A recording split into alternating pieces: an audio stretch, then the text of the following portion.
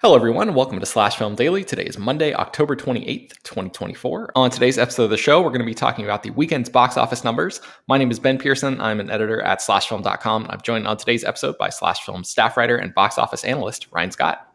Hey, everyone. How's it going? All right, Ryan, let's get into it. This is going to be a shorter episode than normal today, but let's talk about the top 10 at the box office. Tell me what happened in the world of movies theatrically this past weekend. Well, obviously the big one was Venom: The Last Dance hit theaters. There is actually quite a bit to talk about there, but we'll get into that a little later because there's some other stuff we want to touch on first.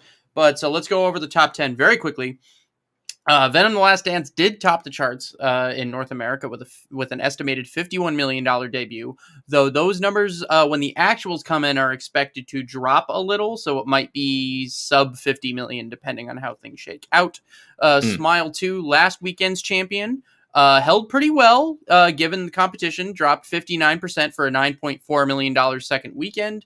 That movie is fastly approaching $100 million worldwide. It'll be profitable for Paramount in a heartbeat. The Wild Robot holding very strong, holding it at number 3 in its fifth weekend, $6.5 million. And it's finally crossed the $200 million worldwide mark. It also passed Lightyear, so it's doing very well for itself. Conclave, the new Pope thriller, I guess you could call it, from Focus Features, did pretty well, actually. Made $6.5 million on just over 1,700 screens. Had a really solid per screen average. That was kind of a nice surprise.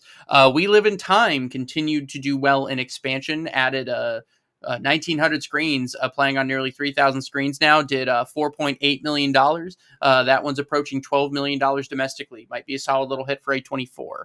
Number 6, we had Terrifier 3, dropping just another 48% for another $4.7 million haul. That movie is at $44.5 million domestically, and it's starting its expansion overseas. And it is now, per director Damien Leone, the biggest unrated movie of all time at the box office. Pretty cool stuff. Wow. Number 7, we have Beetlejuice, dropping 35% with $3.2 million. It is now at $288 million domestically, and it is coming up on $440 million worldwide. At number 8, we had Anora. This is where things get a little rough this weekend because we had 3 movies rounding out the top 10 with less than $1 million. So we had Anora with $867 million. The good news, that was on just 34 screens, so it had a $25,500 per screen average. That Neon might have a hit on their hands there when all's said and done.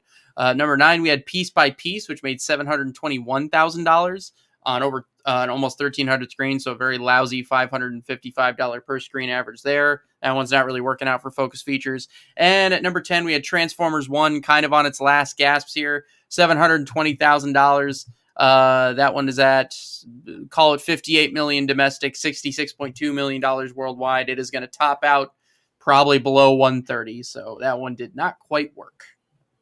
Man, that's a bummer because I really enjoyed that movie. That's neither here nor there, really. But anyway. Well, it is in the sense that a movie that most people seem to like couldn't get the Transformers franchise kind of back on track. Like that I know we'd already had that conversation, but it is relevant in that the franchise just seems to need a break because even a good movie can't get people in theaters. So yeah.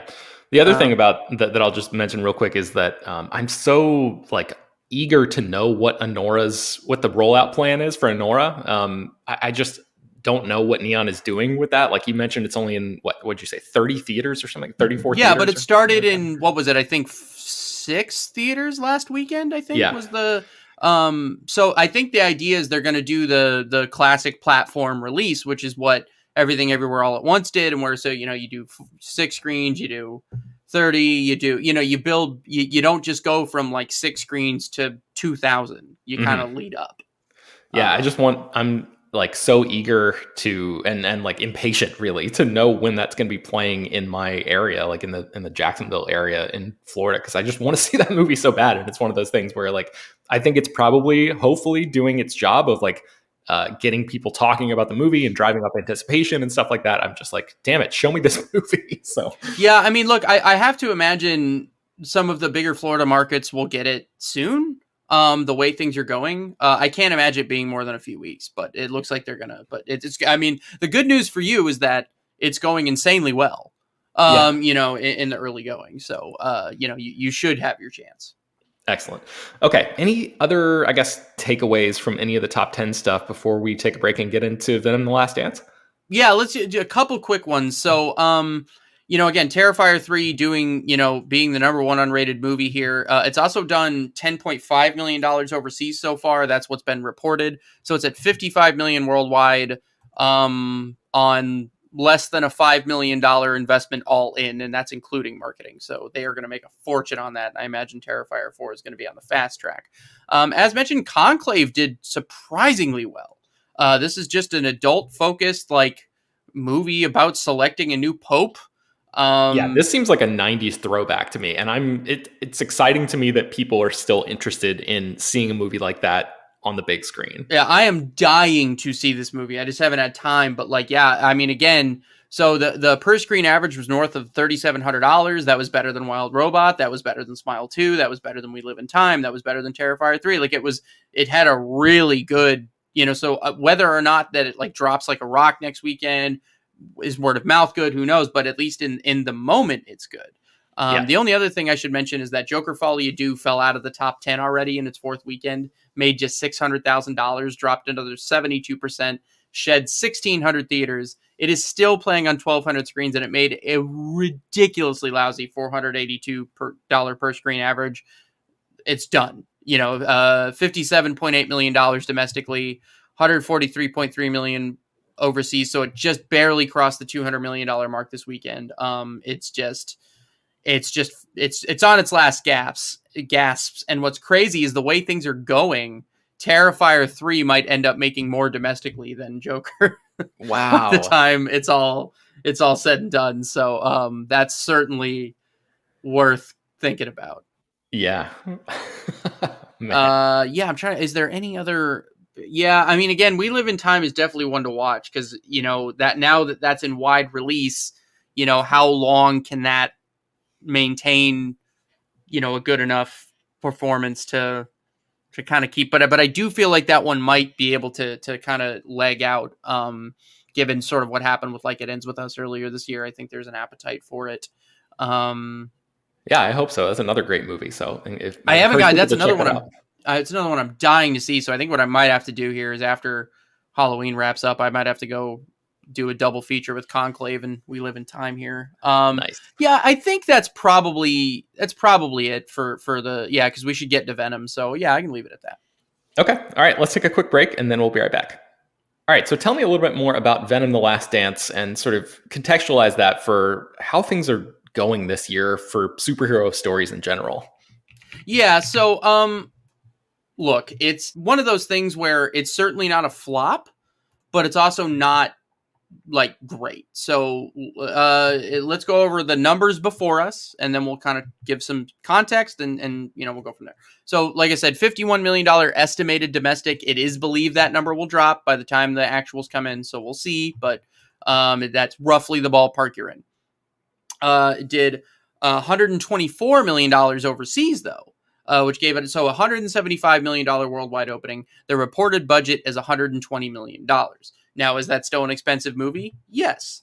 Is it a $200 million movie? No. The difference to get to profitability on $120 million versus $200 million is ridiculous.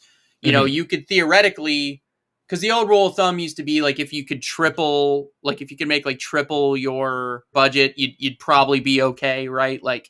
Maybe that doesn't purely profit in theaters, but it means you'll probably make enough. So that would $360 million worldwide versus $600 million worldwide. That's a world of difference. Mm-hmm. But in context to this franchise specifically, the original Venom opened to $80 million domestically and wound up making $856 million worldwide. So that was a massive, massive hit. And then 2021's Venom: Let There Be Carnage made $90 million domestic on its opening and made $501 million worldwide. Now, it's worth mentioning that Venom: Let There Be Carnage was very much a pandemic movie. It was theaters desperately needed that at the time, so that $90 million is sort of amplified, and its overseas grosses would have been more were things better at the time. But that's still a big win for Sony at that time. So let's get back to Venom: The Last Dance here. So 51 million, clearly the lowest domestic opening of the franchise, but it also overperformed expectations overseas. So it's sort of underperforming domestically, overperforming internationally. And like the original made like $200 million in China or something like that. So that's what allowed it to get to that crazy $800 million number. So this was kind of always a big, overseas franchise in the first place. Hmm. And it did open in China over the weekend, and it opened like $15 million. So it did well in its opening, as we've talked before, that a lot of these American movies just aren't playing in China the way they used to, but it's doing well. So, like the way that it's going, you're probably going to get maybe 30% of your money domestically. If you sort of assume okay legs, it could get to 125 million domestic by the end of it, which would be, again, not great given that, the first two movies made, closer to $215 million domestically. But, Yeah. but the thing is, with that budget, it doesn't need to make, it'll still be fine, and it's billed as the last of the trilogy. So they're not trying to set up another sequel here.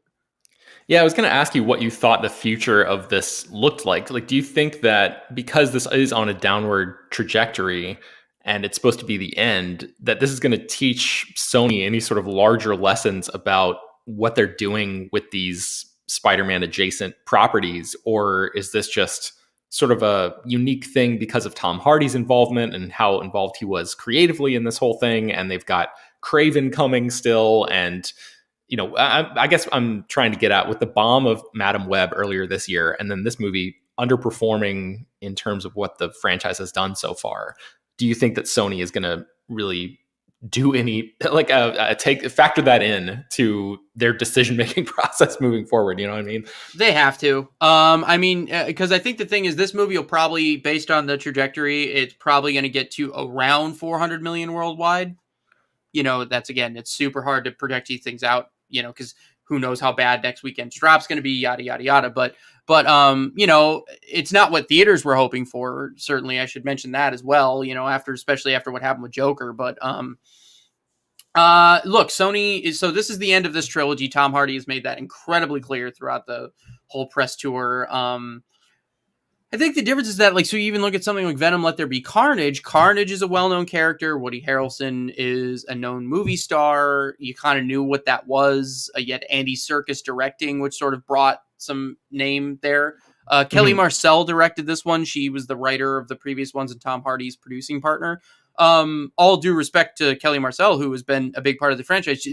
That name doesn't necessarily mean, the same thing that Andy Serkis does to audiences. And similarly, like, Noel, who was set up as a big villain in this movie, there's a lot to be said there, but that doesn't have the same weight as Carnage.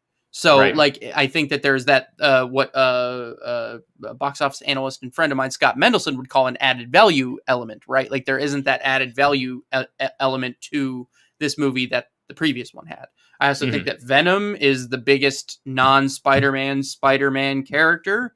For the most part, like, unless you're going to make like a Dr. Octopus movie. So Sony's prospects for anything else that weren't Venom were always going to be lower.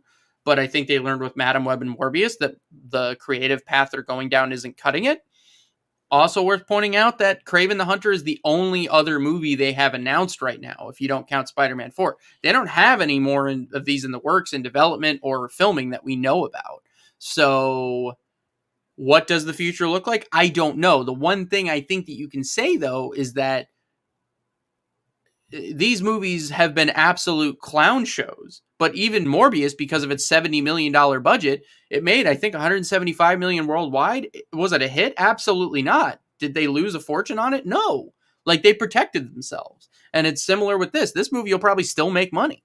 So I think that, they still have to look at that being the correct decision. So you can insulate yourself from absolute garbage if you budget it correctly, which is, you can't do that in the Marvel Cinematic Universe. You can't do that the way DC's been going. So there is a lesson there that, that's the one thing they did right. But creatively, they have to sort of go back to the drawing board if they want to keep this up.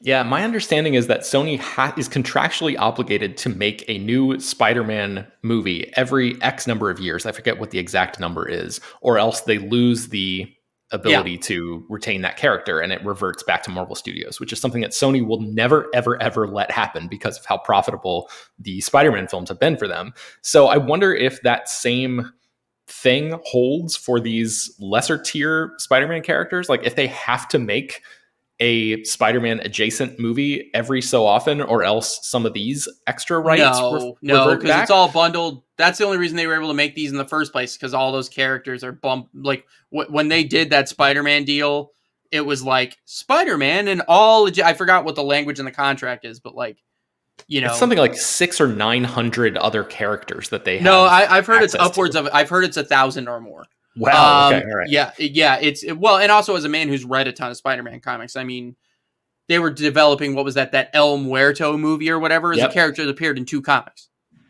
Yeah. And how many hundreds upon hundreds, if not thousands, of issues of Spider-Man have there been? So, Yeah. yeah, I mean, but yeah, it definitely has to change if they want to continue to do this sort of thing. They've got to completely, and I believe they can. I mean, when you have that many thousands of characters, there's compelling characters there. It's all about what you do with it. Yeah.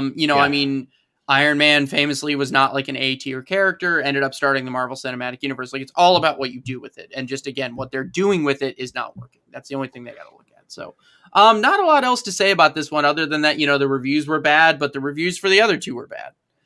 So Yeah. like, that's not, it's not necessarily kneecapping this particular series, but it also just kind of maybe just ran out of gas at this point. So Sony Okay, wisely knowing when to end it, though. They weren't like, Yeah. they weren't setting up sequels that are never going to end. They're going, here's a trilogy, we're done. So, Well, speaking of which, that was going to be the last question that I have for you about this is when do you think we'll see Venom on screen again? Maybe not Tom Hardy's Venom, maybe so if they back up the money truck and figure something out there. But do you think that Sony is going to reboot Venom in the same way that they rebooted Spider-Man after The Amazing Spider-Man 2 failed to live up to their expectations? Do you think it's only going to be a couple years before we see a new actor playing Venom, or do you think they're going to take a little break with this character? Or maybe the third option would be incorporate Venom somehow into a larger MCU story via a deal that they work out with Marvel Studios in the same way they did with Spider-Man. I'd say about summer 2026, if I were to guess. I'm actually not kidding. I believe I've got to imagine the symbiote is going to do something because I think I've resigned myself to that Spider-Man 4 is going to be a big story. And I that would be my guess. I don't know whether or not it's fully Venom or if it's like, because again, people forget that Secret Wars, there was the famous black Spider-Man suit cover, which was the beginning of the whole symbiote thing, right? So, wouldn't it make sense to have the symbiote come over to the MCU before Secret Wars come? You know what I mean? Like, you can kind of start planting those seeds. So that's we'll that's see if they can work out a deal. But I think it's a matter of Sony can kind of do as they wish. So it's really a matter of, okay, if we're not doing Venom as its own movie, we can bring this, it's really up. I think that's up for Sony to decide, is my understanding. Oh, that's right. Because you're talking about Spider-Man 4. You're not talking about like a larger Avengers project. Yeah, I'm talking, but I mean, that would have implications for the MCU. But, that's true. Sony would obviously understand that. So, but yeah, so that's all I've got. Kind of an okay-ish weekend. Not great, but we'll see. Okay. All right. Well, stay tuned. Tomorrow, I think we're going to have an interview with Jack Schaefer, who is the showrunner of Agatha All Along. So if you haven't caught up and you have some free time today and you're looking for an excuse to catch up, maybe use this as that excuse. So that's going to do it for today's episode of the show. You can find more about everything that we talked about at slashfilm.com. I will try to link to a couple things in the show notes as well. Slash Film Daily is published every weekday, bringing you the most exciting news from the world of movies and TV, as well as deeper dives into the great features you can find on the site. You can subscribe to the show on Apple, Overcast, Spotify, wherever you get your podcasts. Send your feedback, questions, comments, concerns, and mailbag topics to us at bpearson@slashfilm.com. Make sure to leave your name and general geographic location in case we mention your email on the air. Don't forget to take a minute to rate and review the show on Apple Podcasts or Spotify. That really helps us out a lot. Tell your friends about the show any way you can.